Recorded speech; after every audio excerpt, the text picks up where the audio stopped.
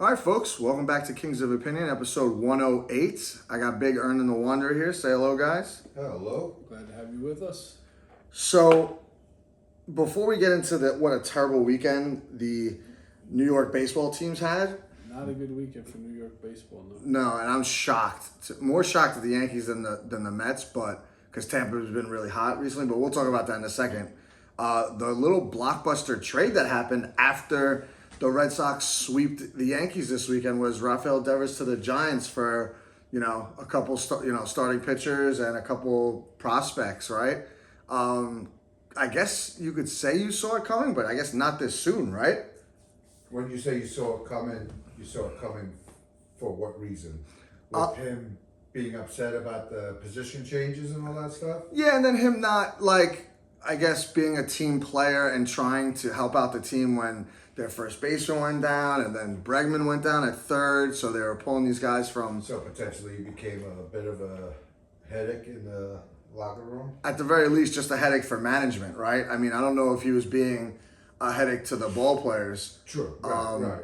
But, it's still early. It just happened Sunday night into Monday morning, so there's not a lot that are people saying. Just some of the ball players themselves are saying they were shocked. I saw this one little tiny excerpt from an article that said he actually requested a trade at the beginning of the year after they took him off at third base when they signed Bregman. Oh. So, if that's true, then it doesn't surprise me as much as why they pulled the trigger so early, especially after winning. I think they're won 6 in a row right now. So, kind of a little weird. I feel like it makes the Giants better. Don't get me wrong. I don't know what they're going to do with him. But I guess the question is this a sign of things to come? Are they going to be in sell-off mode and looking to rebuild? I don't know if they're going to be in sell-off mode just yet. I think they're they're fourth in the division, but they're 2 games above 500, and they're 8-2 in their last 10. So, and I know they got a couple guys hurt, like Bregman's still out hurt. I forget their first baseman who was pretty good. He's still out hurt. I guess the good news is they got to get rid of that monster contract from him. Yeah, and what are the other big contracts that they have on their books that recently? It's Bregman, right? Bregman and Trevor Story. What about Sale? Sale's gone. He's in Atlanta now. They traded him a couple years ago. So he's gone. So they don't really have really, really big contracts. Bregman and Story are kind of big, but they're not even over $200 million. So, I guess it gives them some financial flexibility to go next year and grab somebody or maybe even dip. If when Bregman comes back from injury, if we start hearing stories about them trying to trade him, then I guess that'll give you more of an indication. Agreed.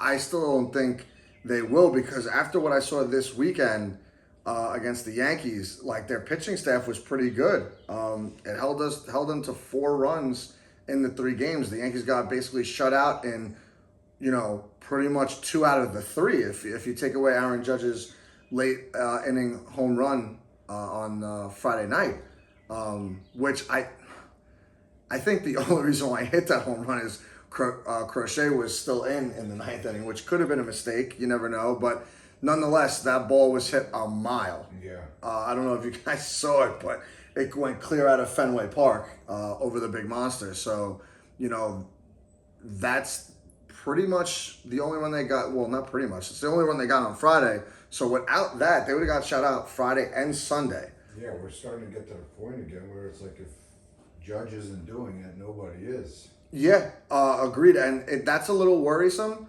to me because, we all know Judge wasn't going to hit 400 all year. So, he had a bad weekend, and you could see, how bad of a weekend he had.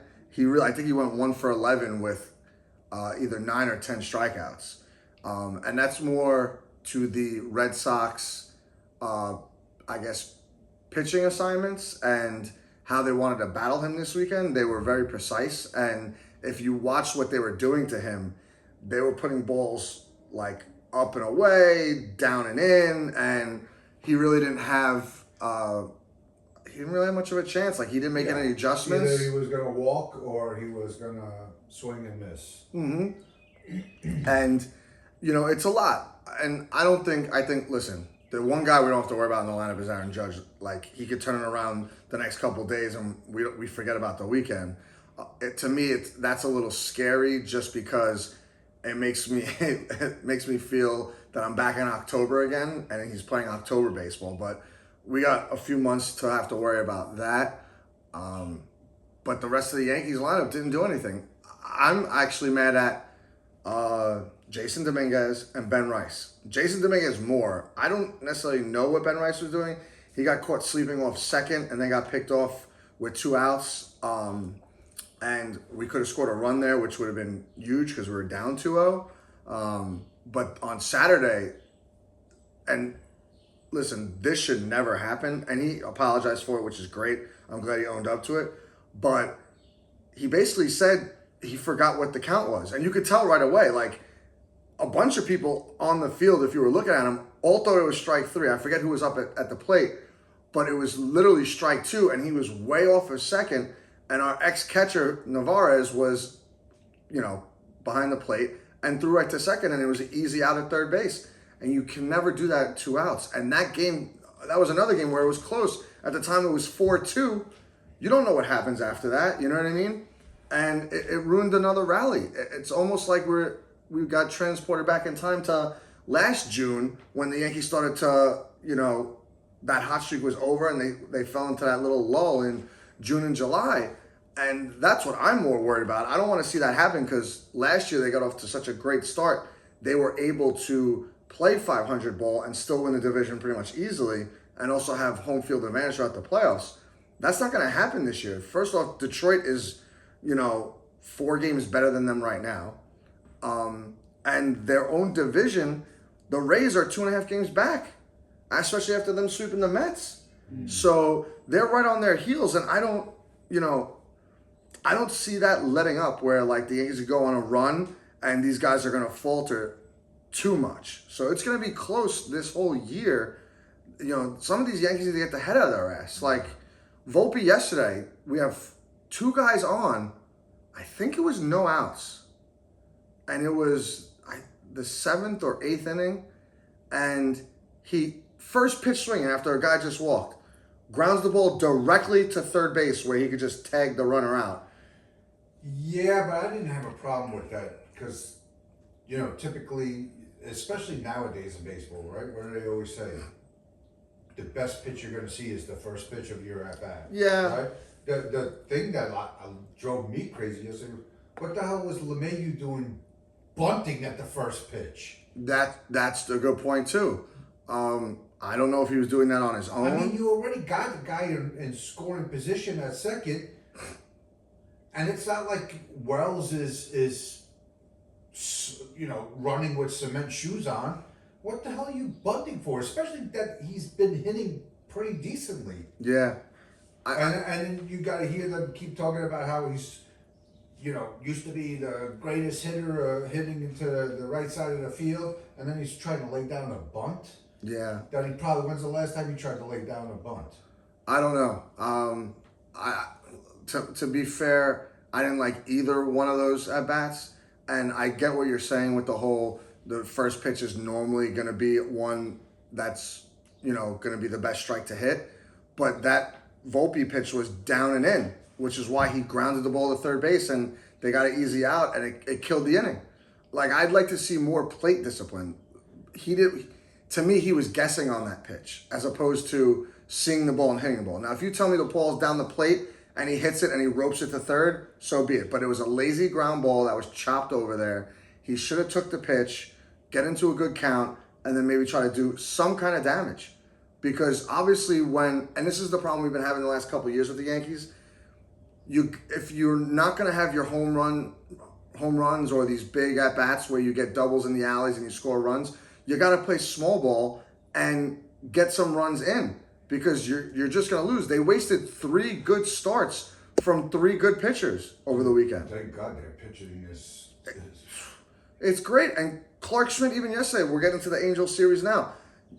The Angels are okay. Don't get me wrong. I don't even know what their record is, but yeah, they're games under 500, which is whatever 500 ball club basically. But you're both in a shutout into the ninth inning. Like, you can't scrape a run in. And to be fair, the Yankees are actually pretty good this year in one-run games. Not only that, of it being a shutout most of the game, scoring one run and holding on to it. They're 4-0 in that regard as well. So I kind of thought yesterday that's what was going to happen. But they either ran themselves out of innings or made stupid mistakes mentally at the plate to not get themselves in position to score. Like, even in the bottom of the ninth, it's 0-0. Giancarlo Stanton gets a double down the line. They take him out. You got a guy on second base. Why are we not moving him to third with one out? Yeah. Even if you're not going to bunt, because I get it, people don't like to bunt anymore, you should be doing what Bellinger does when he has 2 strikes. Shorten up your stroke and put the ball in play and try to get that guy over. I'm not saying you're going to be successful at hitting it to the right side, because it also depends who's up next. And I think that would have been, I think it was Grisham that yesterday. It's so hard because they changed the fucking lineup all the goddamn time to remember who's up after everybody. But, whoever it was should have been trying to make contact to get him to third so that you get a fly ball and the game's over. Yeah. Even in extra innings, the guy on second base with no outs. Why are we not, as the home team, putting the guy onto third, hitting a fly ball, and calling the game? The Yankees could have at least 4 more wins by just doing simple little stuff you learn when you're a little kid. You know what I mean? So that pisses me off. And the bullpen, I have no issues with, and even with their injuries and whatever, these guys can't come in and pitch perfect frames every single inning. You know what I mean? Like, I get it, we're in tight games, but they're eventually, like, I didn't blame, what was it, I think it was Tim Hill. Was it on Friday when we lost to the Red Sox in extra innings? Mm-hmm. Can't blame him for that. He's coming in with guys on base. He gets the 2 outs, and then he leaves one over, and because it's the monster, it bounces off the wall, and they win the game. Whatever. What are you gonna do? That's the great part of playing in Boston with the big fence. You know what I mean? It's short, so you got to stay away from that side of the field. Can you always do it? No. But for the most part, the Yankees pitching has been great. Yeah. And we're not scoring runs. We scored 5 runs in 4 games. I'm sorry, no. We scored 4 runs in 5 games. Or 4 games, whatever it is. And I don't know. I hope something changes tonight, because you can't just count on Aaron Judge to be hitting doubles and home runs all the time. I mean, it has been, not that he's done much, but it just seems like at the very least, every at-bat that Stanton's had so far, he's hitting like rockets.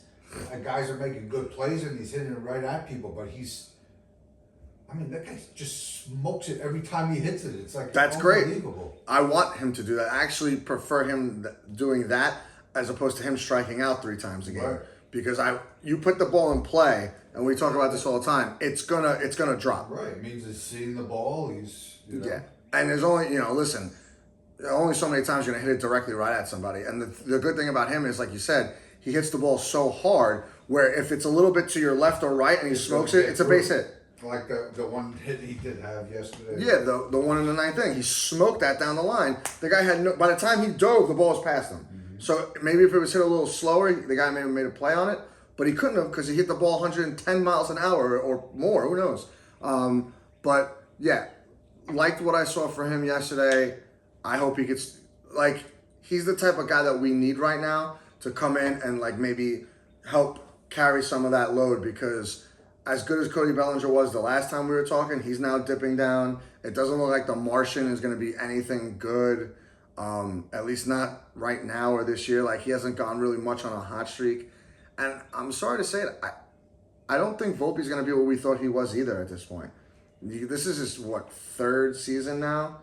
And he's not really taking a step up. Yeah, his WAR is the best at all shortstops, but when you're hitting 230, I don't care what your WAR is.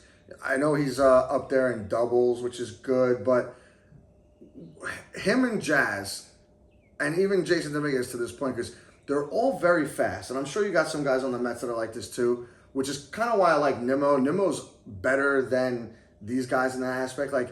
He's taking the walks and getting on base so you could use the speed. And the funny thing is, you see them get on first, and right away, Volpe and Chisholm are off to second. They're safe at second. Sometimes they steal third too, and they're safe at third.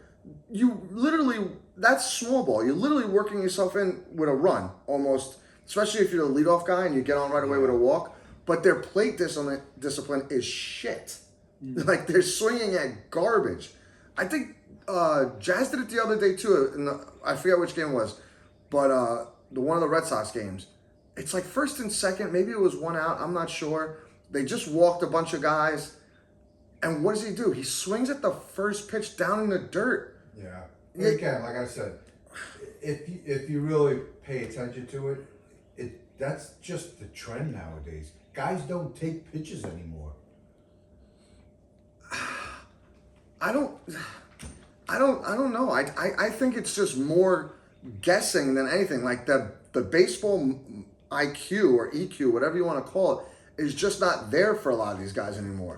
Like, you got the Juan Sotos of the world. You even got Aaron Judge, who's a home run hitter that takes pitches that are close. You know what I mean? So it is done around the league, and it's just not done enough anymore. So I agree with you there. Like, a lot of guys are just swinging and hacking and like, but if you're a smart pitcher, you know that. Why are you going to give them anything good to hit? Very few and far between nowadays, the guys that are going to take pitches.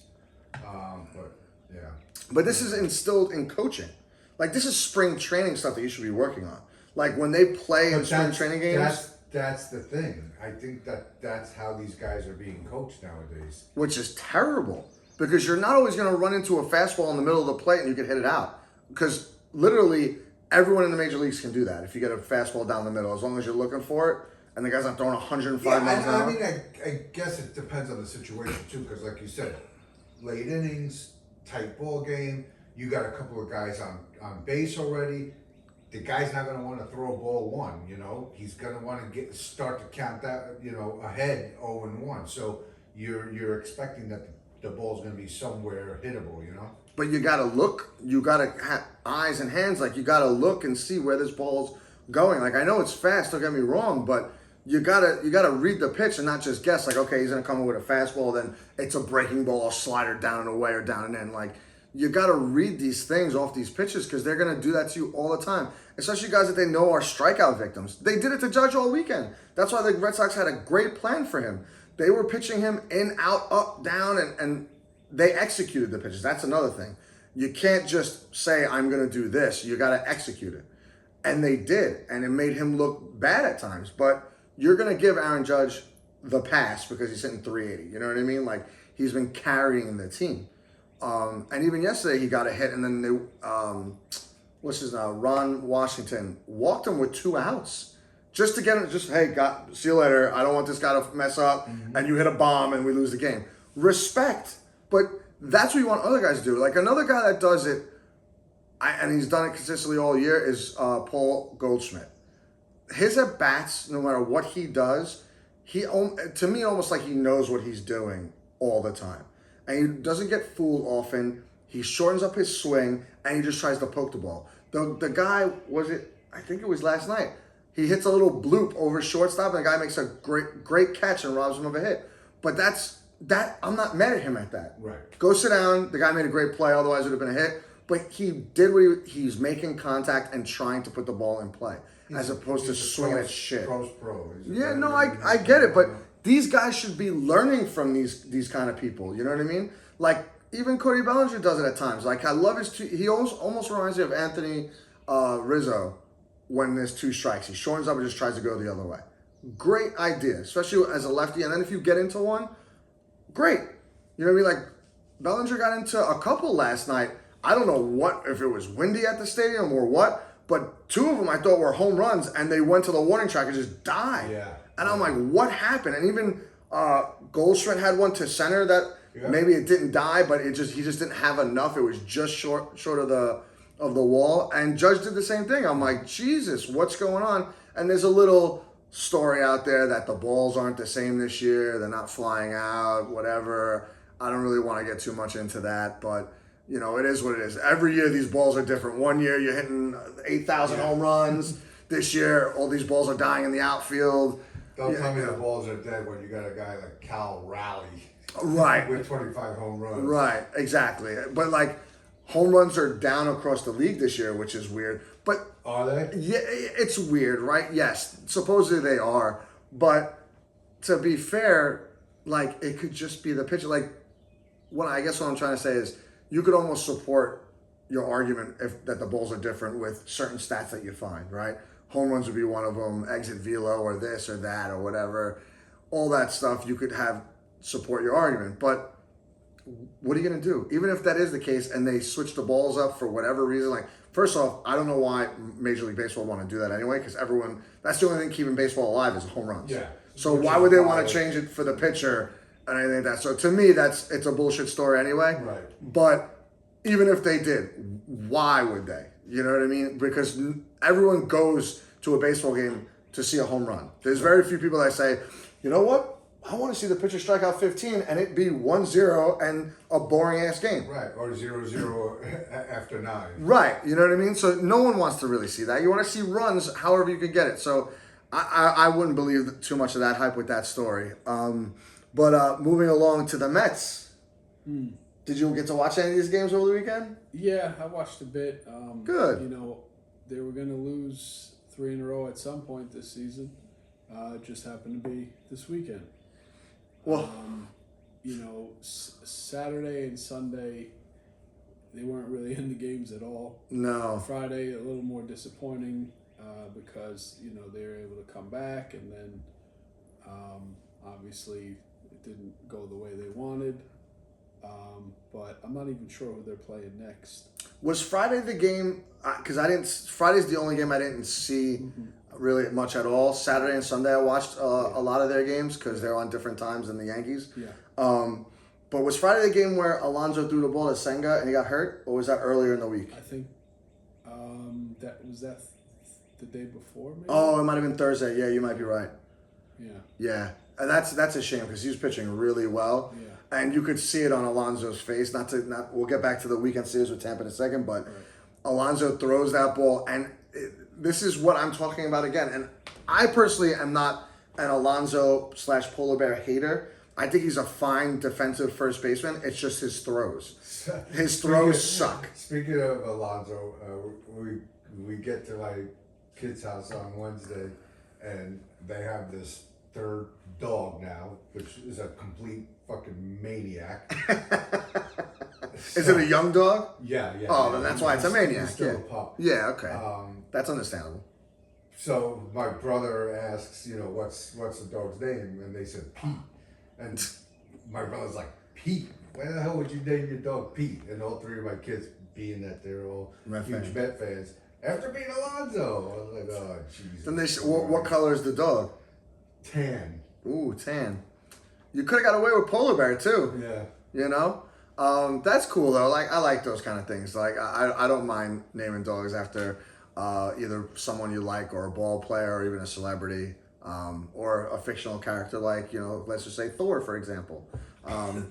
But I feel bad for the guy because he just a nice little ground ball. He lobs it and it wasn't perfect. Senga jumps up for it, lands on the bag, and then apparently pulls his hamstring.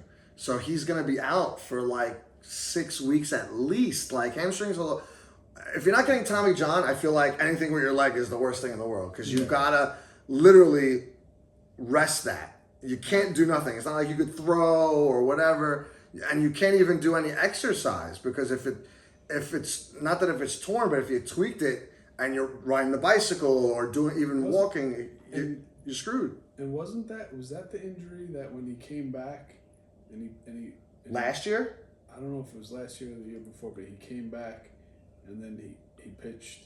And then That was last year, yeah. And it was a hamstring, I think. Yeah, it was something with his leg, yes, because he came back for one start and then went right back on the shelf, and you didn't see him the rest of the year. Yeah. So, and it's funny, I'm glad you mentioned it because I totally forgot about that. You don't want that happening this year. So they're definitely, like, if he's going to be out 4 to 6 weeks, you might as well say 6 to 8 weeks at a minimum because the way the Mets are playing this year, because remember last year, they were in the dumps for a while, Yeah. and they were just like, oh, no big deal. Yeah. And then they got hot towards the end, and that's why they put him back Right. to try and spark the team some more. Yeah. And they technically really didn't need him last year, which It's was more, good. They're definitely more of a second half.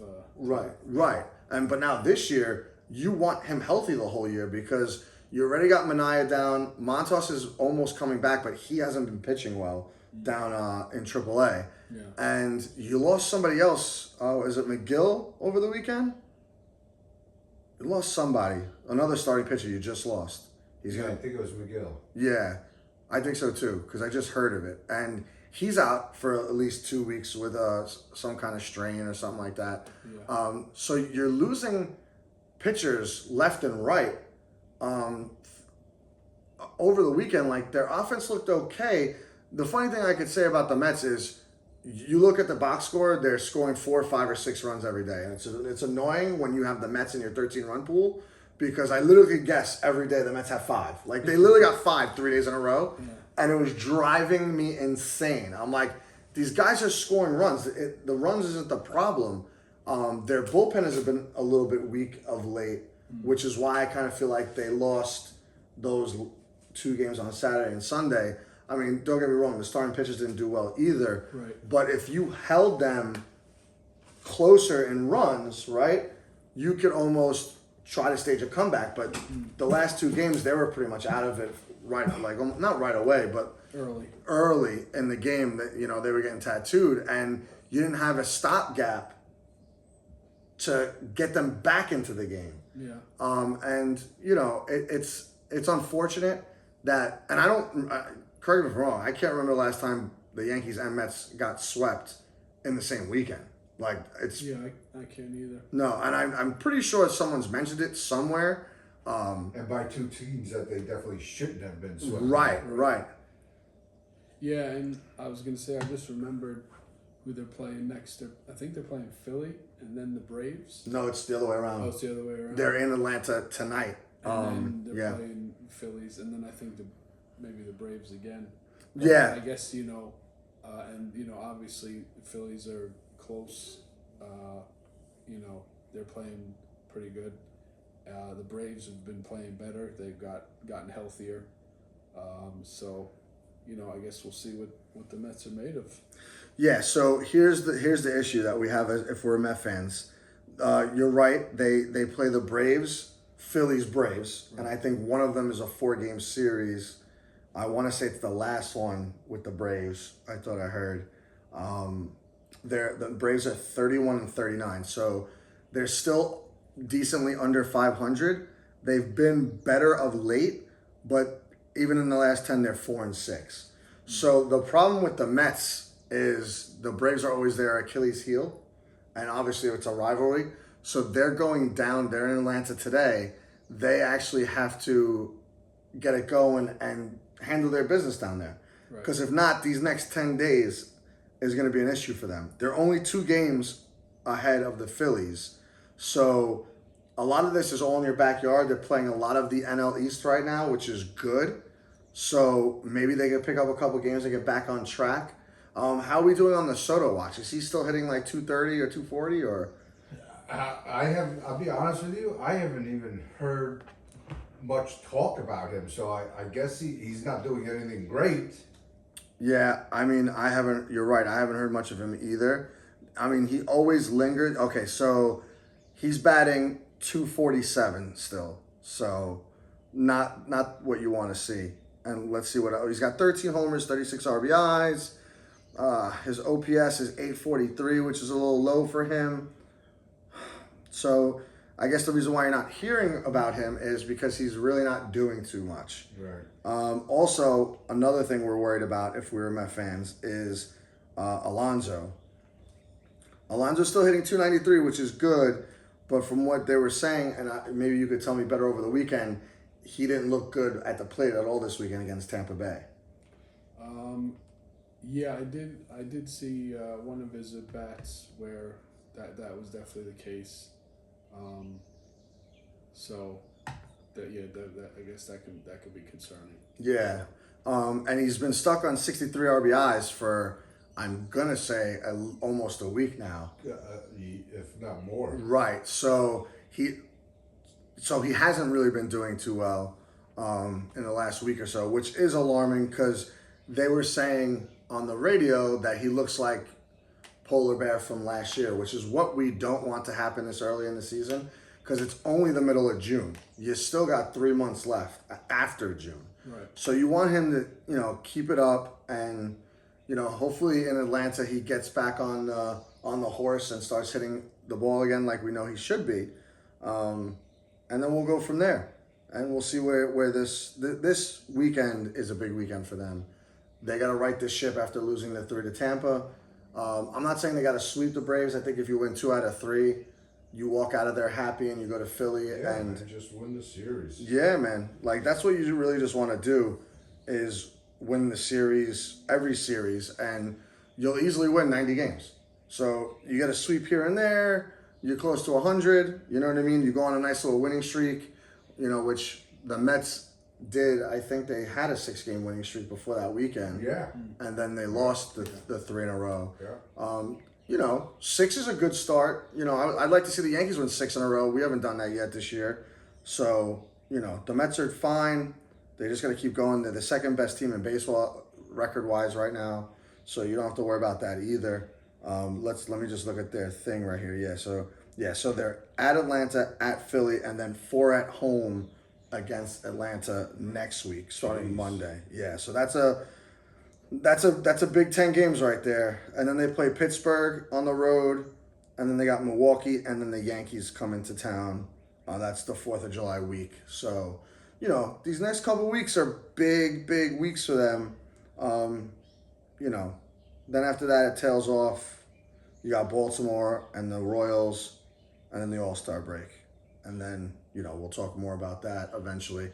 You know what I'd like to see, speaking of which, is Goldschmidt is leading the first base voting right now. Yeah, so I heard that yesterday. I heard Judge is leading the All of baseball. All of baseball. All of baseball right now, yeah. Yeah, and I think it's like by $500,000, and I think the next closest guy to him is Ohtani.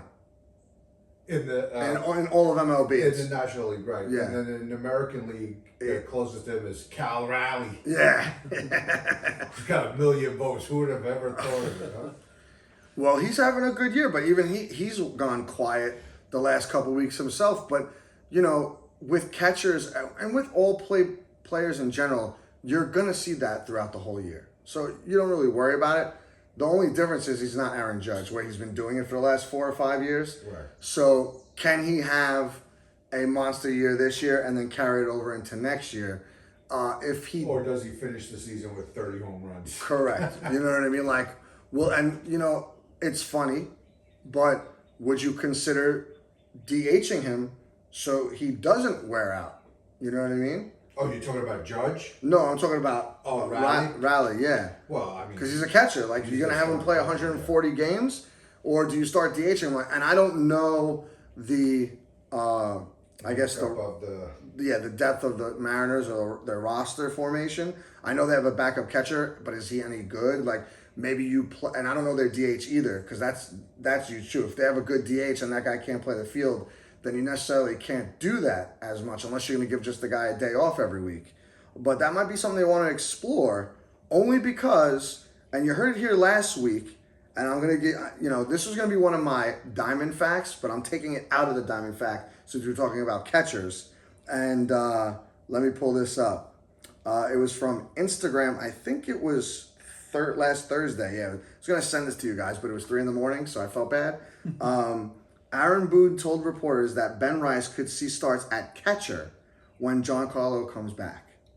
Did I not say that last week? Yeah, but in all honesty, the way that guy's been hitting, I don't think he's going to be seeing time anywhere. I know but it's funny you say that. He's been slumping, but he's been hitting the ball hard, just right at people, which is a shame because I saw I couldn't really read it, but he had an expected batting average of 293 and all these other stats like on base percentage, OPS, whatever. That's what he was expected to be. And because of I guess, bad luck, which is what we saw with DJ LeMahieu a few years ago. His batting average is what it is. It's like 224 right now, or whatever, this, that, and the other. So hopefully he could start finding holes and maybe get some more hits. I still don't think it's at a point. Maybe you give him a day off or two, but then I would get him right back in there because. Yeah, I guess it's all dependent on what LeMahieu does, because it seems like they're counting on him way more than we probably thought they were going to be. Yeah, and I don't know if it's a shame or not yet. I still remember he's only got 100 at bats, maybe not even at this point yet. So maybe give him another 100 and see where it's at. He's just their best option at second base right now because the guy Peraza is a walking strikeout. They just sent down Pablo Reyes for Giancarlo Stanton, which means he wasn't doing much either, which he wasn't. If you're watching these games, those two guys don't hit. Right. The only time I think I've seen them hit is against bad pitching, which, more often than not, you're not really going to see. So they're just stuck with him. I mean, if you ask me, we're about a month away from the trade deadline. Maybe you go and see if there's a third baseman out there or a second baseman or whatever. You know what I mean? And just start, you can mix and match if you want. Yeah, you got options because you can always move Chaz back to. Correct. And if you could leave Chaz at third, or you could sit Chaz, you could sit DJ, just get either a second or a third baseman. Back be anything close to consistent, man, he would just be lights out. Yeah, you're 100% right. He just swings at everything. Because like you said, if he was just getting on base, he could easily steal 60 bases. Him and Volpe are fast enough to steal at least 40 bases a year, if they're on base. And Dominguez, too. Yeah, but they never get on base. Never, ever. It's just these little, either strikeouts or little weak ground balls. It's unbelievable. They aggravate the hell out of me right now. Mm-hmm. And I don't know what they're doing. Like, these coaches need to figure something out and get these guys going, because even though all of the Yankees are hitting above the average for baseball and batting average, it doesn't impress me when I see 228. Yeah. Like, if the batting average for the league is 224, like, I'm not impressed if you're hitting 234. Yeah. You know what I mean? You're telling me everyone's hitting 260 and above? I'll take it. But some of these guys are not even close to it. Is that what the league average is? 224? No, I just threw that out there because okay. Before the Red Sox series, they were comparing the Yankees, and every Yankee had above average batting average, and was it slugging or slugging plus on base percentage? I'm not sure which one of those, but they all were above the league average in those categories. So I'm like, oh, that must be pretty good. But then you look at some of these guys' numbers, and they're awful. You know what I mean? Like Austin Wells, was it yesterday or the day before? One of these days he had guys on, and he swung at a fastball over his head. I thought for sure he was going to have a breakout season this year, man. I mean, he will power-wise, because he's already got, I think, 13 home runs, but it's the batting average. And he even has, because I guess he hits home runs when, like, there's two guys on or bases loaded, he has the RBIs too. Like, he's slated to have around 80 RBIs, which is not bad for a catcher. You know what I mean? But he could have so much more. He's not hitting with guys in scoring position or getting timely hits when he's supposed to, because why? He's swinging at shit that's over his head. Yeah. I can't stand it. It infuriates me when I'm watching it. Like, what goes through your head when you're swinging at a ball that's over your head? Imagine that. I think he needs to get rid of the stash. I don't even know. I think he has like a stash with like a 5 o'clock shadow, but it's like an Italian 5 o'clock shadow where it's not really a 5 o'clock shadow. Like, you have a 5 o'clock shadow right now. His is like super dark, and like it's almost like if you were looking at the Wanderers 5 o'clock shadow, you know what I mean? Or even mine for that matter. Like, he's almost got a full grown beard. So maybe let's trim it up and let's just have the stash and see what happens. Right. You know? But that's all I got. I don't got anything for any of this baseball nonsense because I'm getting upset. No. All right. So my diamond facts for this week are, it's very simple. So Aaron Judge threw his first 65 games this season, 396, 491, 776. So OPS of 1267, 24 homers and 58 RBIs, 63 runs scored. Now, do you think that's better or worse than take the batting average obviously aside because he was at the time he was hitting 396? Do you think it's better or worse than 2022 when he hit the 62 home runs, or last year when he was having another monster year? Better than 2022, worse than last year. Because if I remember correctly, last year at this point he was on pace to even break his 62. So he is, in all the other categories, he's better this year than both those seasons.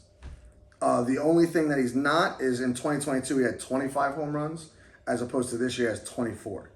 But everything else is better this year than those 2 years. That's insane to me. So that's why I won't complain. I already told you the Ben Rice with the catcher. Oh, this is a good one. Because when I saw this, I was like, what? So I got a little picture of Frank Thomas. Little Frank Thomas. The big hurt? Yep. In 2000, there were 53 players with at least 100 RBIs. In 2024, there were only 16. Isn't that crazy? Wow. So say that again, 2000. In 2000, there were 53 players with at least 100 RBIs. 53. In 2024, there were only 16. Wow. And then I found this one earlier today, which is another good one. This also, in 2000, there were 79 players who batted over 300. In 2024, there were 14. And this year there's... Probably around the same. I think last time we checked, it was like 16, right at 300 or above. I thought it was a lot less than that. I mean, we could find out in a minute. Another little note: Joe Torre will be an honorary coach on Aaron Boone's staff during the 2025 All-Star Game. I saw that. That's kind of cool. I mean, at least for the Yankees, that's kind of cool. And last, from 1984 to 86, Don Mattingly was more than twice as likely to double or homer than strike out. Pretty crazy, right? And that's it. That's my diamond facts for this week. What years did you say? 84 to 86. He was more likely to... When he was by far and away... The best player in baseball, probably, yeah. With guys like Tony Gwynn and Wade Boggs around. Yep. So in that 2 to 3 year span, because I don't know if they're counting like 84, 85, 86, or just, I'm assuming they were. So, yeah. Right. So in those 3 years, he was more likely, where is it? He was more than twice as likely, to double or homer than to strike out. Isn't that crazy? Crazy. Anyway, so that does it for the Diamond Facts for this week. What do we got watching wise? Oh, I finished Your Friends and Neighbors. Thank you for lying to me, by the way, because he didn't steal everything every episode, which is what I thought. I remember, like, you only gave us pretty much the story. Did you see that show yet? You didn't? No? Okay. But cool. Yeah, good ending. I liked it. It took me by surprise because I thought there were 10 episodes and there was only 9. So as it was wrapping up, I'm like, this can't be the end. I thought I had another episode. I just like John Hamm. I think he's... Me too. He was great. Half of me wanted him to hook up with the maid that he was in cahoots with stealing the stuff. You know what I mean? But, and part of me... But the one he was hooking up with is... Right. Well, he's John Hamm. Like, come on. That's just the show. But part of me wanted him to go back to his job. And if he didn't, like, start his own company. Right. Which, I'll ruin it, whatever. Like, he wound up going to steal shit again. Which I thought was, like, after you got away with everything, wouldn't you want to just be like, okay, I got my kids, I skated, let me find a job now. At least you could have taken your job back, which I get it for the story, might not have been fun, but it would at least been realistic. Right. So basically it's telling you that chances are there's going to be another season, and now he's just going to get into even more ridiculous, crazy shit. Yeah, like he's gonna go and steal like Ferraris or something, and like whatever. You skated out, you got away with everything, and you got your life back together. Look like you're getting your family back together, Right. And then you just go right back to Right, and you saw right away at the very end, he's stealing like an expensive ass painting from his old boss while he's flying to wherever he's flying to. So yeah, the ending was fine. I think if they could have wrote it something a little differently, I probably would have been more on board with it. But I guess they did that for season 2. I don't know if you guys are you guys big Dexter fans? I never watched it, and long while ago I started watching a few episodes, and then I just never. But more importantly, you didn't talk about Mobland. I thought we didn't talk about it last week. Did you watch it? Yeah, I finished it like before last week. Yeah. Oh, okay. Remember we talked about it? Like I didn't really like the ending. Remember? We talked about it last Oh, week. okay. And you were like yelling at me and Wander. Oh, yeah, right. Because how could you not like Right. that? Well, because whatever. You're right. So anyway, we talked about the Mobland. So Dexter, they have a new season coming. I feel like you would like Dexter. I liked the first season.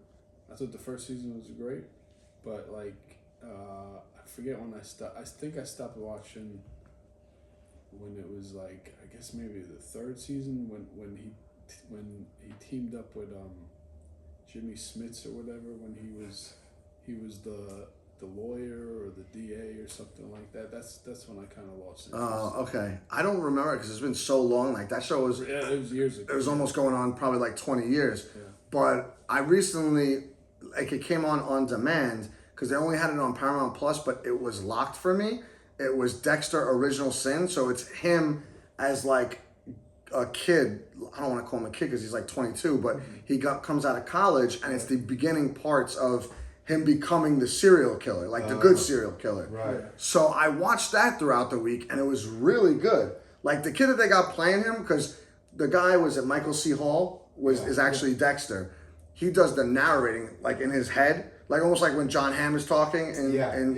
So he does that kind of stuff. So you hear him, but you see the kid, and he acts like Dexter, like when he was older. So it was cool, and you see him like make mistakes as he's committing these like murders, and that's what the whole first season was about. Now I thought there was only one season of it, but they're coming out with a second season of Original Sin.